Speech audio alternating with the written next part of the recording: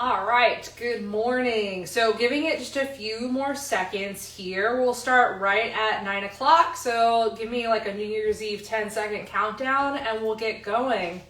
Welcome to Friday Morning Fuel. I am your host, Coach Mary. Thank you so much for being here. This month we're going to be talking about some supplements, particularly nitric oxide and creatine. So if you are somebody who is physically active, maybe you take supplements for performance or other benefits, maybe that sounds familiar to you, or maybe you're just here to see a fun little bit of cooking and some other skills. Whatever brings you here, thank you so much for being here. All right, so with that being said, I'm going to start first with our recipes, just kind of talk through what's happening today, and then we'll dive into our education pieces. So I'm working a split shift, so I'm obviously here in my home, in my kitchen. So I've got a breakfast recipe already prepped and ready to go. And then I'm also going to be prepping my lunch for today. Since it is Friday and it was payday for us, I decided to treat myself. So I am cooking up a steak on the stovetop over here. My pan is warming up. I did a dry overnight brine for this steak. So all that means is I took it out of the package. I salted it heavily on both sides, put it on a plate, and then popped it in the refrigerator.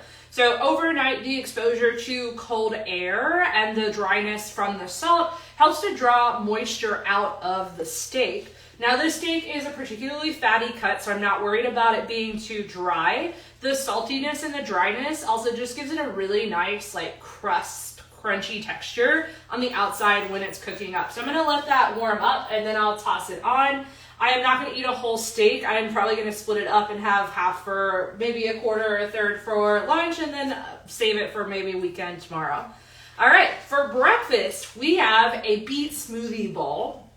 And so the reason I have selected these two pieces for our section today is we're talking about supplements. And so supplements are what we can use to help, like the word implies, fill the gaps that we might have in our diet and our nutrition, depending on things like health goals or any other limiting factors that may mean that we don't quite hit everything that we're supposed to. So we've got creatine, which is found primarily in animal sources. However, there are a couple of non-animal based sources, which I'm going to talk about here.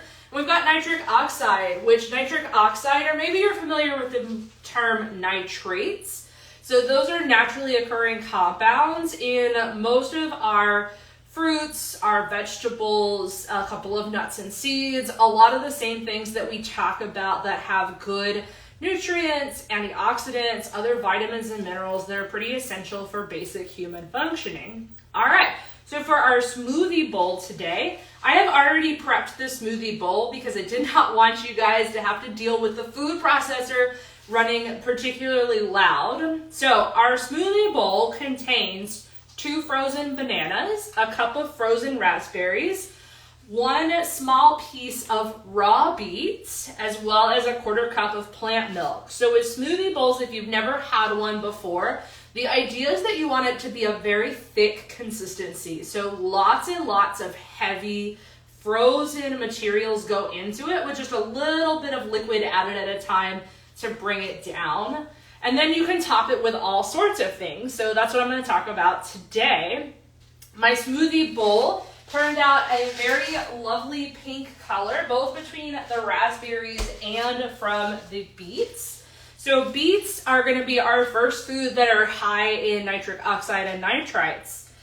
You can also find nitric oxide in things like garlic, meat, dark chocolate, dark leafy greens, citrus fruit, pomegranate, nuts and seeds, watermelon, and red wine. So a pretty wide array of foods. All right, so I have already prepped it nice and ready to go. I'm going to just grab a spoon here so you guys can see the consistency here.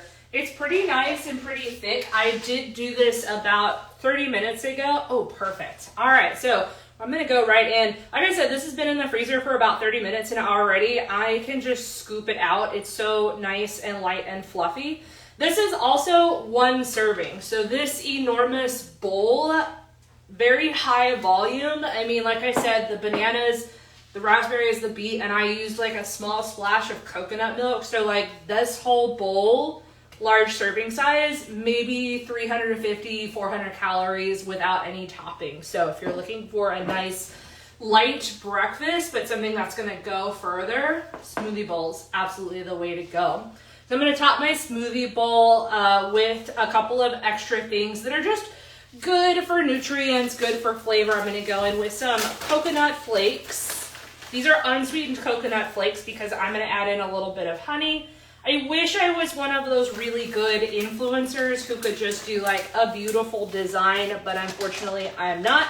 I'm gonna also add in some chia seeds and walnuts. So I selected coconut flakes, chia seeds, and walnuts just because there's a lot of fruit in here, which is great in terms of those like micronutrients and fiber. However, I would like it to have a little bit more fat for satiety, which is where the coconut, the chia seeds, and the walnuts are gonna come into play. So a lot more chia seeds than I meant to do. We're gonna top it off with some walnuts. We're gonna drizzle it with some honey and give it a taste test. If you like beets, or if you've never had beets before, let me know how you prepare your beets, if you found a way that you really enjoy them.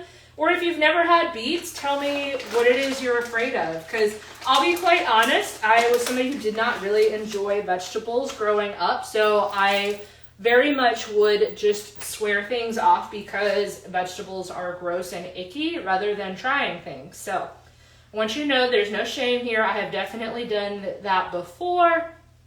All right, my honey has started to crystallize. So again, it's not a nice little pretty thing, but check it out, that nice little smoothie bowl here. We got our nice healthy fats to help balance things out.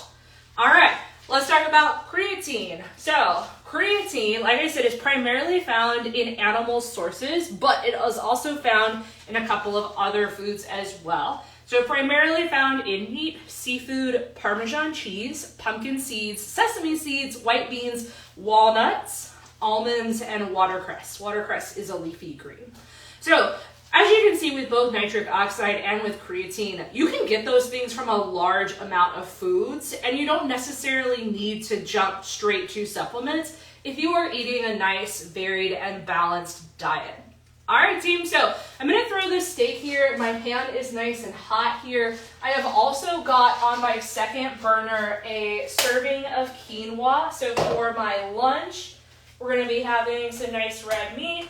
We've got some quinoa, which I'm gonna do with some garlic and butter. Now that this has already cooked up, just gonna put it aside real fast in a bowl. We'll come back to it. We'll saute a little bit of garlic in some butter and then toss the quinoa back in so that it has a nice flavor.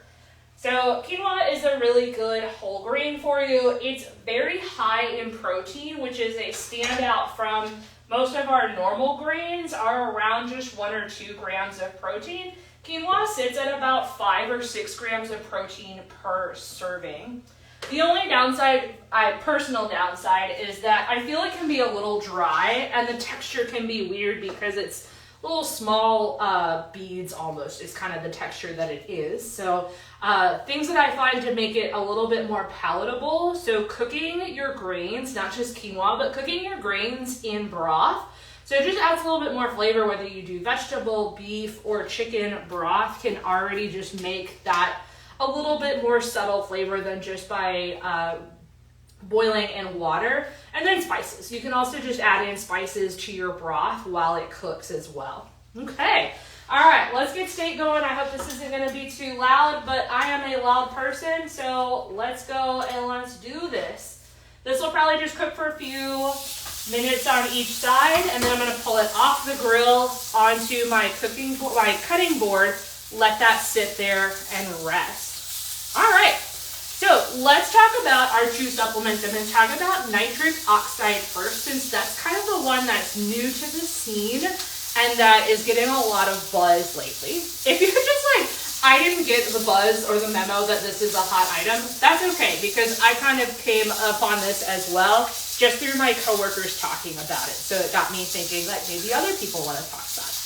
All right, so nitric oxide. So what is it? It is a gaseous signaling molecule. It is basically produced inside the body, and a signaling molecule just means that it talks to another cell or another nerve or some other component, and then a change happens. Luckily, the changes that happen in the body are pretty good things when that happens. So the biggest result that we know is that it causes your blood vessels to what we call dilate or relax. This is a great thing for heart health. It reduces blood pressure, reduces the strain on just the heart and the cardiovascular network as a whole. There is also research to suggest that nitric oxide has other responsibilities in the body. It may even go so far to help manage energy balance or even satiety and hunger. So still more to learn about nitric oxide. Let's talk about supplementation. So in just a broader scope of supplementation here, again, supplements are just meant to fill in the gaps in your diet, what you're not getting from food.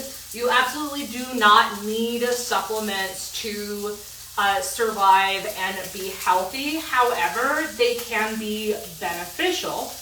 Supplements also potentially have side effects, so it is good to do research into a particular supplement before you decide that I'm going to incorporate this into my routine. So some of the potential side effects of taking nitric oxide include diarrhea, stomach pain, bloating or heartburn, nausea, heart palpitations, and headache. Now, please keep in mind that while those side effects sound scary, this is reported in a very small population of people who take nitric oxide. So most people are not going to experience these side effects. However, if you have certain underlying conditions, you might experience some of those things, and you might experience some discomfort taking this kind of supplement. All right, so nitric oxide, when you do just a quick Google search about nitric oxide supplements, two things are probably going to come up. We have what we called an L-arginine and an L-citrulline. So on supplements, I did look this up. So the L and the hyphen before a compound, it means levorotatory. Oh my gosh, that was a hard word to say. Levorotatory. Basically, it means that this is a free form molecule, that nothing is really happening. It's not bonded to anything yet. So it is a free form, free hippy dippy. I'm just going around doing my thing. It's not bonded yet. So that has implications in terms of bioavailability in the body. And then L-citrulline is the other one. As far as what the research says, so research is kind of mixed, and I think most of what exists currently is anecdotal evidence. And all that means is that people are experimenting with this, they're testing it out, they're taking it, they're putting it into practice, and then just reporting back with their friends, maybe even with their doctor about what's happening. I'm gonna go ahead and flip this bad boy here. Nice. All right, so if you caught our segment 2 months ago about grilling, so I did not add anything to my pan here. That's because when we talk about cooking with heat, is that heat will naturally release food from the pan. So obviously there are exceptions if you leave it on like way too long, or if you try to flip something too soon. So there's no oil, there's no cooking spray, it is literally just steak right into the pan here. All right, so let's take it back to nitric oxide here and talk about research. So there's an hierarchy when it comes to doing research studies. So research studies are generally performed on animals first before they make their way up the chain to human testing. So it's very important when you find a research study or a factoid that is derived from a study of what that study was done on. So what population was used? Was it used with animals, or was it done with human studies? Secondary to that is the population of humans that was used. So pretty much a general trend is that we know when something is introduced to a new person and they've never worked with this supplement or regimen or whatever the change is, that we tend to see like really profound results. So when you're doing research for supplements on performance aids or anything else like supplements, who they are testing, sedentary, deconditioned people versus elite populations, you know, which group do you identify with, and probably go that route as far as what's going to be good for you. Diving a little bit deeper here is going to talk about just, again, if they are doing the sedentary populations or elite athletes, who are they targeting? Are they doing men? Are they doing women? Are they doing young? Are they doing the elderly? So necessarily, if I find a study that was done on elderly white men, I am neither of those things. So that study may not really have any relevance for me. And it is something that is being addressed within academia, is the representation or lack thereof among just different subsets in the human population. So changes are coming, it just takes some time. And then not safe for consumption for everyone. Again, if you imagine humans, like most things, exist along a bell curve. So you have your tail ends, where you're gonna have less interactions, less responses, smaller people. Tailors up to the top of that bell, where most people are gonna fall, less people at the end. So there are some populations where taking nitric oxide just might not be a safe option for you. So something to talk about with your doctor if it is something you're looking to introduce into your routine. All right, we're gonna let that go just a little bit longer. It's getting a little smoky in here. Hopefully my fire alarm doesn't grace us with its presence this morning. Gonna take a quick sip of water.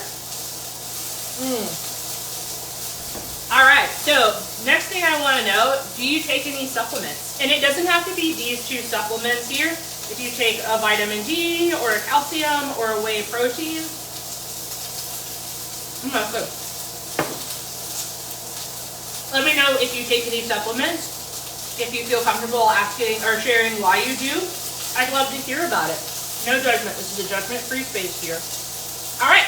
So last thing I'm going to talk about is creatine, and then we're going to dive into our last recipe, which is going to be the quinoa here. All right, team. So creatine.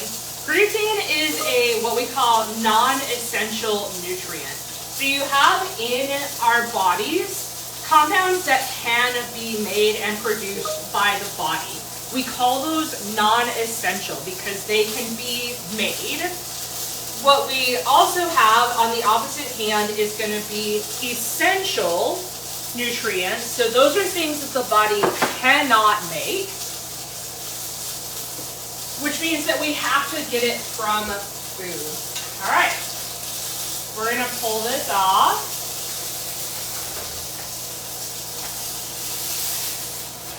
Nice. All right, so now we're going to let that rest. Right here off to the side. So we let it rest because it will continue to cook even though we're not on a direct heat source anymore.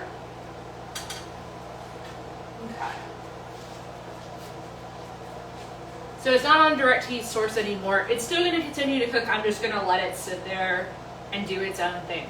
So essential and non-essential ingredients, components. You know what I mean? It's a cooking show. That's why I'm talking about ingredients. So creatine is not an essential component. It means that we can make it in our bodies. It's produced by the liver and the kidneys.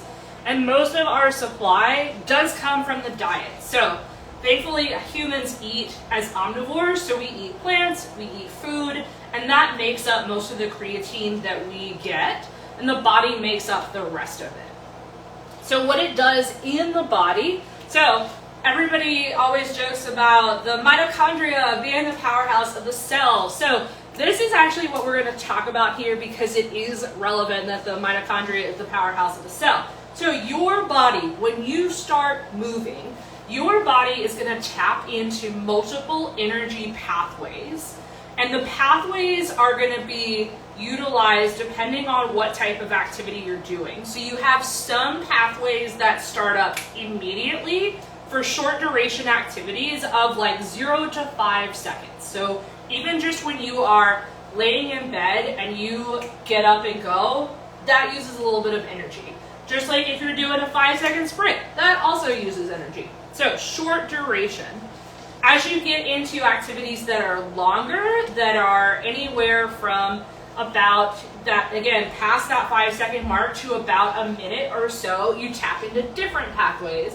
And then as you get more into longer endurance, anything over about 2 minutes, a different kind of pathway as well. So creatine is a molecule that helps one of those, actually all of those energy pathways, and helps you to just recycle the components that you are using for energy. So when your body is using energy, it is breaking apart molecules. When those molecules break apart, pow, that uses a lot of energy. Anybody see Oppenheimer? Okay. That's how it works here, is that it breaks, and that breaking movement is what creates that energy. So your body is going through that, constantly putting things together, breaking them, putting things together, breaking them to meet the demands of the activity. Now, supplementation as far as how people use it. So further research, creatine is a very heavily researched supplement. So whey protein, or protein supplements in general, and creatine probably have the strongest body of research. That means it has been documented and researched for a very long time across many different populations. Most of the research is in favor of those supplementations, again, within specific populations and groups. Because it is used as an energy substrate, adding in a little bit more creatine, the idea is that you're giving your body a bit extra. So now, because I have those extra molecules to work with, I can now do work for longer. My capacity can increase, which potentially means that things like my performance and my strength could go up. All of these things could also lean into building more muscle mass. So, creatine supplementation, in general, yes, a good thing for people who are physically active and engage in regular resistance training. So remember back at the beginning when I said that depending on when you introduce a new stimulus to somebody who is sedentary and deconditioned versus somebody who is very elite and well-conditioned, same thing. They have found that with creatine supplementation is that there is generally what we call a loading phase where you get really good benefits from it, and then your body adapts. So a lot of people like to cycle supplement creatine as they go through, so they'll use it for a couple of weeks, couple of months, come off of it, and then go back into another cycle, so that way they can help kind of mitigate some of those peaks and troughs that they might go through. There are several different kinds of creatine on the market. Most popular and most readily available and cheapest is creatine monohydrate, but there are 3 other kinds. Again, just do a little research before you decide that I really want this supplement. Just find, again, the studies that back and support what's good for you and your goals. All right. Potential side effects. So last little thing, and then we're going to do our quinoa over here, and we'll be good to go. So potential side effects. So weight gain and water retention. So again, remember we talked about how it gives your body more of an energy supply. So that has to be stored somewhere. And we also need to store it with a little bit more volume and more water. So there is a potential for weight gain and water retention. It is a very short-term side effect, and that will generally even out. And again, most people like to cycle their creatine use. Muscle cramps, strains, and pulls. Again, if you are feeling like Superman, you're probably going to try to push yourself, maybe hit some PRs, maybe just go for an all-out effort, which might lead to overexertion, especially on that physiological and structural level. Upset stomach, diarrhea, dizziness, and impaired renal function. All right, so that's all I'm going to say about supplements for today. I'm going to chop up some garlic, saute some butter in my saucepan over here. We're going to toss our quinoa back in, give it a little bit more flavor. So my bowl, good source of nitric oxide with the beets, and a good source of creatine with my walnuts, so a nice little combo there. Got red meat to hit up my creatine and a little bit more nitric oxide as well. I'm also going to make so that I get some micronutrients and some vegetables, so good for my gut and other things. I'm going to be making a spinach salad, so getting those dark leafy greens. I'm going to add onto my salad some mandarin oranges, so getting in that citrus fruit. So again, if you're eating a wide variety of foods, it's not super hard to get these things through food. However, people who are engaged in very rigorous and demanding training and physical activity, whether it's through your job or just through a hobby, supplementation might be a good option for you. Just make sure that you do some research, maybe even talk to a doctor or talk to any of us. Like, we can do the research as well and just give you an idea of what is good and what might happen if you decide to engage in supplements. All right, so it is 9:25 on the dot. You are more than welcome to hang around. Like I said, I'm going to do my garlic, but thank you guys for popping by on Friday Morning Fuel. We do this on the first Friday of every month at 9 a.m. Eastern Standard Time. We go for about 25 minutes because that's honestly a long time to talk and do cooking stuff at the same time. All right, so those of you who are leaving, ciao, thank you for being here. Those of you who are staying, we're gonna do some garlic. So for my garlic, what I'm doing is I am taking the flat edge of my knife, I am smashing down my garlic and then peeling the paper off. I did see a little TikTok hack for doing multiple cloves of garlic at the same time, that you basically smash the head, so a bulb of garlic, put it in like a bowl with a lid and vigorously shake it for like 20 seconds. And supposedly this shaking movement is supposed to help release the garlic peel paper away from the clove. But we're not going to test that today. So if you decide, or if you have a different trick for doing garlic in bulk, please let me know. All right, so I'm gonna do some minced garlic. So for garlic, like I said, I smashed it with the blunt side of my knife. I'm gonna slice it first to make it into smaller pieces, and then I'm gonna go into a rock and chop method. So breaking it first into smaller pieces here. So for my rock and chop, I'm gonna hold it at the base, and I'm gonna use my other hand to create like a seesaw movement as I move across the board here. All right, I'm using 2 cloves of garlic for this this quinoa. It's only a single serving of quinoa, so it might be a bit too intense on the garlic, so we'll see what actually happens. I actually like a lot of garlic, and fresh garlic in particular can be a bit more potent depending on how fresh it is, and just because when we chop it up like onion, you expose those fibers and you expose those juices that are stored into it, but that's where all the flavor is, if I'm being completely honest. All right, so I have minced up my garlic here. I'm gonna get my saucepan back onto the stove. We're gonna heat that up just a little bit.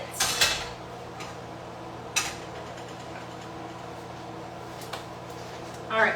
So I'm not talking about what heat settings I'm doing, just because honestly every stove is very different. I have an electric stove because I live in an apartment. Maybe someday I will have a gas stove, but we'll see. So because it's an electric stove, basically what it does is it runs an electrical current through these grates to warm it up. But because it is electrical, it's not going to be a constant output of energy. So while it's really, really small increments, it's not a constant output of heat. So for example, this might get up to, 400 degrees. I'm just saying that. I don't know exactly how hot to get. It'll get up to 400 degrees, and then once it reaches that temperature, it'll decrease the amount of energy input. So you get a slight dropping of temperature, maybe like 10 degrees, if that. So it just constantly puts out heat, and then it eases up and puts out heat, eases up. All right, so we're gonna get this up. My stove also runs very, very hot. So anytime a recipe is like medium heat, For example, my stove, medium heat is at like a 3 or a 4. I am not joking. That's definitely how it goes. All right, we're gonna do 1 tablespoon of butter. Oh, that looks perfect. So we're gonna pop this in, get that warmed up, get that going. Like I said, once it is nice and bubbly, maybe even a little bit of brown, some brown butter, I'm gonna pop that garlic in. As it heats up, it sautés. It's gonna not only brown, but it's gonna get a really delicious flavor as well. So we're gonna keep an eye on that garlic when we toss it in. All right, let's talk about my salad. So like I said, I'm doing a split shift today. So I'm here at home, but then I'm going back into the office around 11 o'clock. So I chose a good day to make 2 recipes, if I'm being honest. All right. So my folks on Teams, thanks for sticking around. My folks on Instagram, I am gonna shut you guys down. Thanks for being here, and we'll see you guys next month. Folks on Teams, you guys can stick around because I like you guys and I know you guys. All right, so I'm peeling my mandarins.